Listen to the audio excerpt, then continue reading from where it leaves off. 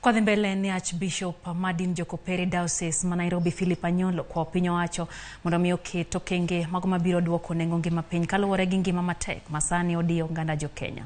Anyolo mane loso bang' lamo e kanisa mar Consolata Shrine e boma Nairobi bende okoni Kenya biro mana timo maber ka kwe obetie e kind oganda miyo ojiwo twak e kind josiasa. Judith Omondi no yuore lamo no nyakwana mga jwanga miyo alerna yo machal kodma.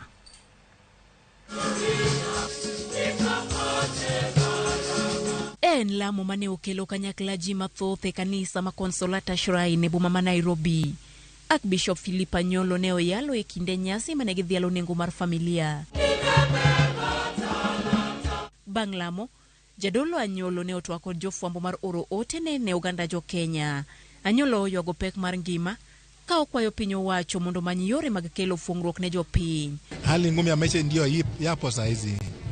Maisha ni magumu hasa kwa vijana ambao hawana ajira, ambao pia hawana mshahara, ni ngumu sana.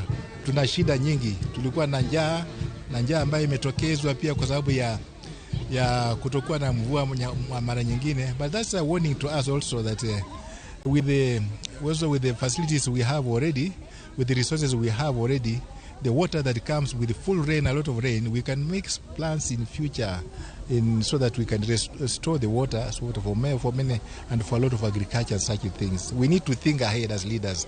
We need to think a life in which all of us shall not live, but those people who are going to live will benefit. Bende okoni agenda mokwongo mar piny owacho winjo bed miyo rowere tich mondo mi kata mana njore odok piny e pachoka.